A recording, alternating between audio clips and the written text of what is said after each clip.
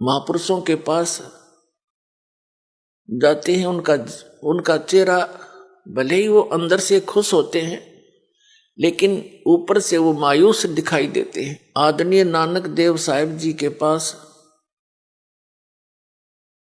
कुछ भक्त गए जाते रहते थे, कुछ नए नए भी जाते हैं, तो वो देखते हैं कि हमने तो साधु संतों के चेहरे बड़े खिले हुए लाल लाल देखे, उनके देखे जो पेट भर थे, ऊपर से दिखे साधु उनको ज्ञान था ही नहीं।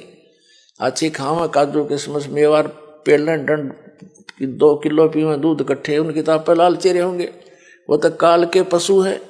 और जो संत है उन्हें तो टाइम पास करना मुश्किल हो जाता है, यहाँ पर जब ज्ञान हो जाएगा। तो नए नए भक्त जाते थे, वो पूछते हैं कि महाराज जी आप हमें कभी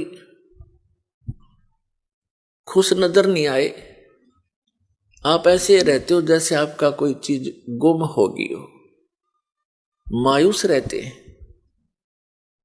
तो नानक जी ने कहा कि ना जाने काल की कर डारे और किस विध ढल जा पासावे, और जिनाते सरते मौत खुड़क दी उन्होंने केड़ा हासा। कहा करते महात्मा कि तुमने ज्ञान कौन बालको, हमें अपनी मौत दिखाई देती है। 1 मिनट में 1 सेकंड में ना जाने काल के बिजली गिर देर किस क्षेत्र में डाल दे। सामने ठीक ठाक सोए थे, उड़ीसा में एक बार साइक्लोन आया था, ये बहुत जबरदस्त। पानी समुद्र का जल हवा के वेग से 30-40 फुट ऊंचा उठकर अरे से चल पड़ता, फुल स्पीड से 200 किलोमीटर प्रति घंटा की स्पीड से, और वो इतना प्रेशर से चलता है जिस क्षेत्र में से गुजरता है उनके मकान मकोन सबको तहस नहस कर, और जो जितने भी उसके अंदर होते हैं सभी पानी में डूबकर मर जाते हैं, उनको कहीं इधर उधर जाने का समय नहीं मिलता। और वो सभी इसी तरह लगे हुए थे जैसे शेष बच्चे भी लग रहे हैं, ये कर दूंगा वो कर दूंगा फलाना कर दूंगा उस पर ऐसे कर दूंगा, ये कोठी बनाऊंगा। जो बनाना था वो प्रारंभ भी नहीं कर पाते, ये करना था जो भक्ति करो परमात्मा ने याद रखो, और समर्थ की शरण माने से ये आपदाएं भी टला करती हैं। तो क्या बताते हैं, ना जाने काल की कर डारे किस विध ढल जा पासावे, और जिनाते सरते मौत खुड़क दी उन्होंने केड़ा हासावे। हमने तो भाई अपनी मौत दिखाई देती है, और ना जाने यहाँ क्या बिजली गिर जा, और इसलिए सावधानी बरत रहे हैं, और वहां जाने की चिंता है कोई गलती ना हो जाए और फिर काल के जाल में फंसे रह जाए। फिर उन्होंने पूछा कि भक्तों ने पूछा क्या आप सदा ऐसे रहते हो, क्या आपको कभी खुशी नहीं होती? संतों की जो खुशी है वो आत्मिक होती है, ऊपर लोग दिखावा नहीं होता।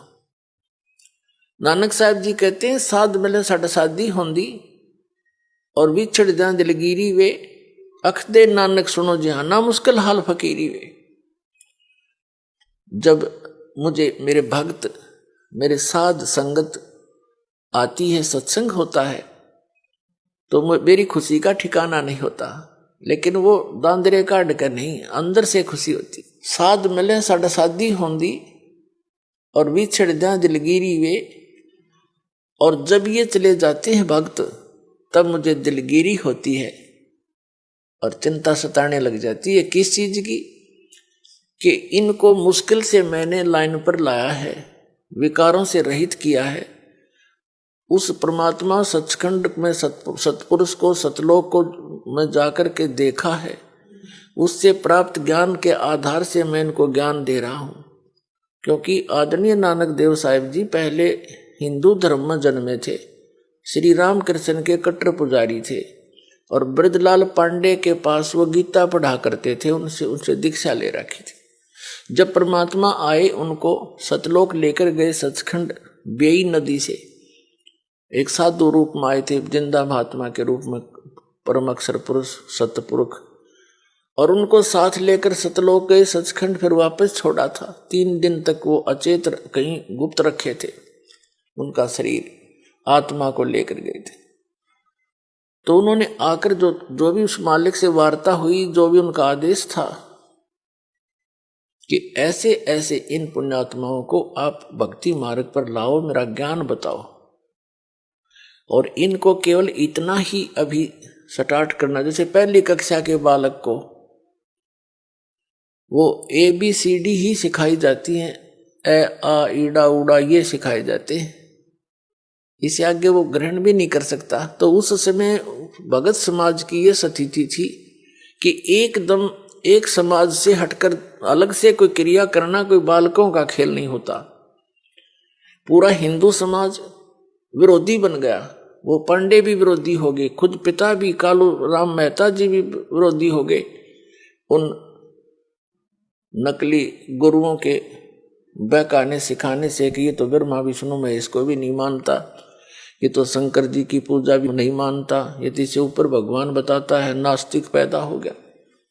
लेकिन उन्होंने परवाह नहीं करी, आंखों देख रहे, कौन माने उनको तुरुआ की बता, फिर जिसने आंखों देखा भगवान को सारा। तो इसलिए वेदों में वर्णित है कि वो सतपुरुष स्वयं आता है यहाँ, अपने अच्छी आत्मा को मिलता, जो दृढ़ भक्त होते हैं तो उसको अपने से परिचित कराता है, उनको उपदेश देता है। तो ये दृढ़ भक्त थे जिनको परमात्मा मिले। सारा समाज एक तरफ था, पूरा हिंदू समाज, और नानक साहिब जी एक तरफ थे, डगमग नहीं हुए। जितना भी मेहनत करी, खूब जगह जगह प्रचार किया, फिर प्रचार किया हुआ जो 10-12 वर्ष प्रचार किया उन्होंने, तो ऐसी बात नहीं, कुछ एक व्यक्ति पुण्यात्मा उनके ज्ञान से परिचित हुए, लेकिन बहुत कम। फिर वो एक स्थान पर रहने लगे, अपने घर पर ही 16 वर्ष अपने घर पर रहे, फिर अपना खेती का कार्य भी करते थे और सत्संग भी करते थे। तो भगत जन आने लगे, वहां सत्संग सुनने लगे। नानक साहब जी कह रहे थे कि भाई इनको मुश्किल से दिशा दी है, और जब ये यहाँ से जाते हैं सत्संग सुनकर, मुझे इनकी चिंता सताने लग जाती है कि कोई काल का दूत इनको फिर से भ्रमित ना कर दे, परमात्मा के बच्चों को फसल में कोई कीड़ा ना लग जा। और जब ये वापस आ जाते हैं एज इट इज अगले सत्संग में, तो मेरी खुशी का ठिकाना नहीं रहता कि मेरी फसल परमात्मा का बाग सुरक्षित है।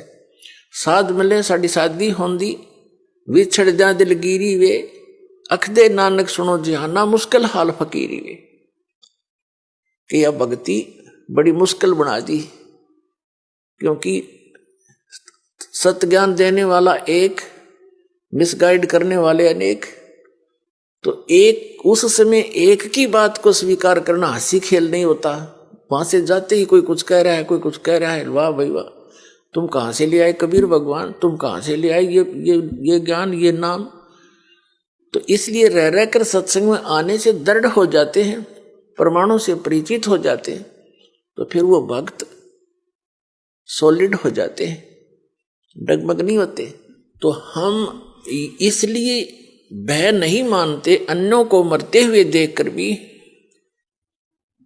क्योंकि हमें तत्व ज्ञान नहीं, हम बालक जैसे हैं। 10 बच्चे हों छोटे छोटे और खेल रहे हो, साथ में गड्ढा हो, 10 के 10 गिर जाएंगे उसमें, एक गिर गया दूसरा भी खेलता खेलता तीसरा भी, क्योंकि उनको पता है नहीं ये मर रहे हैं, तू बच जा। उनकी इतनी बुद्धि काम करती ही नहीं। तो आज जब तक आपको ये तत्व ज्ञान नहीं होगा, आप उस स्थिति के बच्चे हैं। अब इस ज्ञान से आपकी बुद्धि विकसित होगी, फिर डर लगेगा, डर लगेगा तो उसका समाधान भी होगा। तो इसी प्रकार परमात्मा हमें ये ज्ञान कराना चाहते थे कि तुम इस झूठे सुख को सुख कहे, ये मान रहा बनमोद, ये सकल चबीना काल का, कुछ मुख में कुछ गोद है। ये झूठे सुख को सुख मान बैठे तुमने सुख का तो आभास भी नहीं है। चाहे सारी पृथ्वी का प्रधानमंत्री बन जाए, सारी पृथ्वी का राष्ट्रपति राजा बन जाए, और उसको भी सुख नहीं हो सकता। सुख है ही नहीं यहाँ पर। हमने देख लिया उसको, राजा है, मंत्री है, मुख्यमंत्री है, झंडी वाली कार है, और बड़ी शोभा है इस व्यक्ति की। उसके अंदर झांक कर देखो, 36 टेंशन लिए फिरता है वो सारा दिन। सुख है उसको?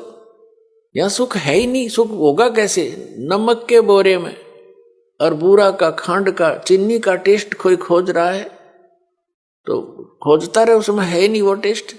तो सतलोक तो बूरा का बोरा समझ लो, और ये काल का लोक मिलता जुलता उसी के उस वैसा ही है, डुप्लीकेट कॉपी कर रखी है। जैसे एक नमक हो कूटा हुआ, हर एक में बूरा भर रखी हो बर्तन में, कटोरे में, एक जैसी लगे हैं, पर टेस्ट से पता लगेगा बूरा कौन सी और नमक कौन सा है। तो ये ऐसा है, ये तो नमक है, हम इसको बुरा मान रहे हैं। कहते हैं बुरा जान चाटत है रेही।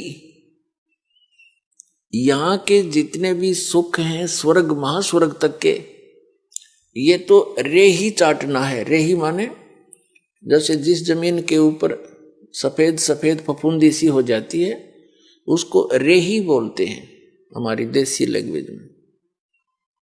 तो उसका टेस्ट जीभ परख के देखो, नमक से ही बुरा। तो परमात्मा कहते हैं और बुरा चख के देखो, फिर बुरा जान चाटत है रेही। ये इस सुख को सुख मान रहे, ये तो उस परमात्मा सतलोक के सुख के तुलना में बुरा और रेही यानी नमक समझो, इतना अंतर है।